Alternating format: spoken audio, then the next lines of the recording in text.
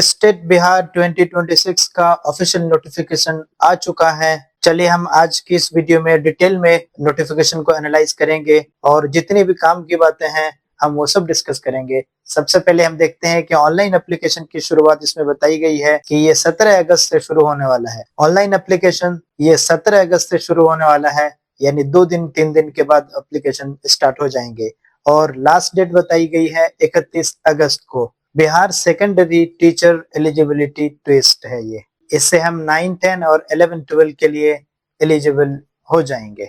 आगे देखते हैं कि एग्जाम कैसा होने वाला है, उसका क्या पैटर्न होगा। ये इसमें 2 पेपर होंगे, एक पेपर 1 होगा जो सेकेंडरी हाई स्कूल के लिए और एक पेपर 2 होगा जो हायर सेकेंडरी के लिए यानी +2 के लिए। टोटल एग्जाम में जो मार्क्स होने वाले हैं वो 150 का होने वाला है। इसमें 50 जनरल से और 100 आपके अपने सब्जेक्ट से होने वाले हैं। एग्जाम का ड्यूरेशन होगा 150 मिनट का और ये CBT यानी कंप्यूटर बेस्ड टेस्ट होगा। इसमें कोई भी नेगेटिव मार्किंग नहीं है कोई, ये एक अच्छी बात है। आपको सिर्फ पासिंग मार्क्स लाना है। इसमें जितने ज्यादा बच्चे पास होंगे, आप सामने वाले के नंबर से कोई कट ऑफ नहीं होता, इसमें कोई कट ऑफ मार्क्स नहीं होता है कि आपको खाली सिक्योर करना है कि पासिंग मार्क्स तक आप हासिल कर लें। उसके बाद आगे देखते हैं कि पेपर 1 में क्या क्या सब्जेक्ट होने वाले हैं, कौन कौन से सब्जेक्ट के लिए पेपर 1 होने वाला है। ये सब्जेक्ट हिंदी है, उर्दू है, बंगाली है, ये अलग अलग भाषाओं के सब्जेक्ट्स हैं और साथ ही साइंस है, मैथ है और सोशल साइंस का भी है, म्यूजिक का भी है, डांस है, फाइन आर्ट्स है और फिजिकल एजुकेशन का भी ये पेपर 1 होने वाला है। आगे बढ़ते हैं दोस्तों। अगर इम्पोर्टेंट सब्जेक्ट कोड की बात करें तो पेपर 1 में उर्दू का जो सब्जेक्ट कोड होगा वो 102 होने वाला है और पेपर 2 यानी हायर सेकेंडरी के लिए 202 होने वाला है। फॉर्म भरते समय सब्जेक्ट कोड बहुत ही ध्यान पूर्वक केयरफुली हमें फिल करना होगा। अब आगे आते हैं कि क्वालिफाइंग मार्क्स कितने हैं, कितना मार्क्स लाना जरूरी है ताकि हम आगे अपीयरिंग कैंडिडेट बनकर आगे BPSC के एग्जाम में हम बैठ सके, क्योंकि ये मंजिल तो नहीं है, ये सिर्फ एक मंजिल का एक पड़ाव है। जनरल के लिए अगर आप जनरल कैटेगरी से हैं तो आपको 150 में से 50% आपको सिक्योर करना होगा। वहीं अगर आप BC से हैं तो 45.5% आपको नंबर लाने होंगे। इसी तरह अगर EB से हैं तो 42.5, SC/ST से अगर हैं तो 40%। इसी तरह अगर आप डिसेबल हैं, दिव्यांग या महिला कैटेगरी से हैं तो आपके लिए 40% ही काफी होगा। महिलाओं के लिए 35% का आरक्षण है बिहार में, ये तो सबको ही पता है। तो ये बहुत ही सुनहरा मौका है कि आप अपना सिक्योर कर लें, अपना क्वालिफाइंग मार्क्स एटलीस्ट आप ले आए, क्योंकि ये कोई कट ऑफ टाइप का एग्जाम नहीं है कि लिमिटेड नहीं है, ये अनलिमिटेड है। जितने बच्चे अपेयर हो रहे हैं सबके सब पास हो सकते हैं इसमें, अगर वो क्वालिफाइंग मार्क्स सिक्योर कर लेते हैं तो। अब आगे आते हैं कि एग्जाम में एप्लीकेशन की फीस क्या होने वाली है। ये पेपर 1 जो है वो जनरल, EWS, BC और EBC के लिए 960 रुपये ये फीस रहने वाली है। यहीं अगर बात करें पेपर 1 के लिए, ये SC/ST इन लोगों के लिए 760 रुपीज रहने वाला है।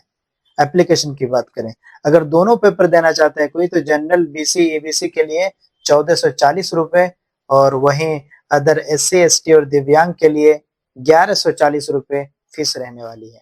अगर एज लिमिट की बात करें दोस्तों तो ये जो एज कैलकुलेट होगा जिस डेट पर, वो 1 अगस्त 2026 का होने वाला है। कट ऑफ डेट जो है वो 1 अगस्त 2026 है।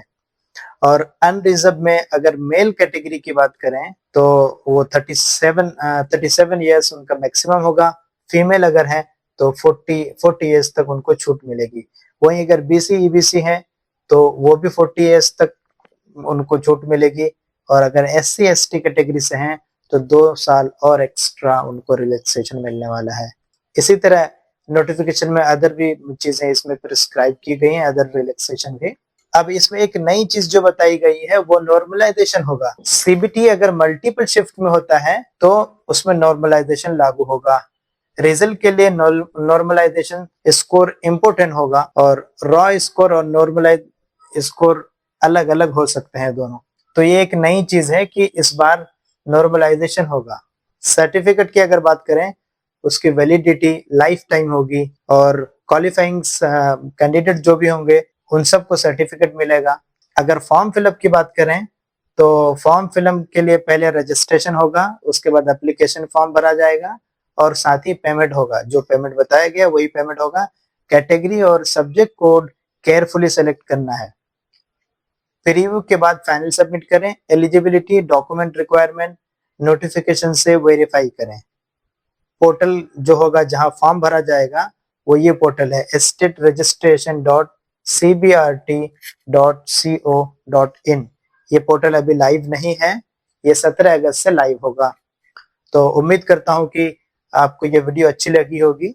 एक जरूरी बात ये बतानी है कि डॉक्यूमेंट्स अगर बीसी ईबीसी से हैं तो डॉक्यूमेंट तब तक बनवा लें, एनसीएल अपना रेडी कर लें। जो महिलाएं ईडब्ल्यूएस कैटेगरी की जो महिलाएं हैं खास करके, उनका जो जाति जो बनेगा, जो मैरिड महिलाएं हैं उनका जो जाति बनेगा, जाति अपने मायके के अनुसार बनेगा, अपने पिता यानी फादर के हिसाब से वो बनेगा। और बाकी चीजें रेजिडेंस वगैरह हो गया और एनसीएल बाकी बाद में जो बनेगा एनसीएल इस बेस पर, जाति और निवास के बेस पर, वो फिर आपको अपने जहाँ शादी हुई आपकी वहां उस ब्लॉक से, होम ब्लॉक से बनेगा। सिर्फ आपका जाति यानी कास्ट जो सर्टिफिकेट है या आपको आपके पिता के एड्रेस से बनेगा। तो ये सब पहले से तैयारी करके रखें और मुकाबला बहुत टफ होने वाला है। और जो स्टेट में जो अपेयरिंग वाले बच्चे हैं इनको भी बीपीएससी में मौका मिलेगा इस बार।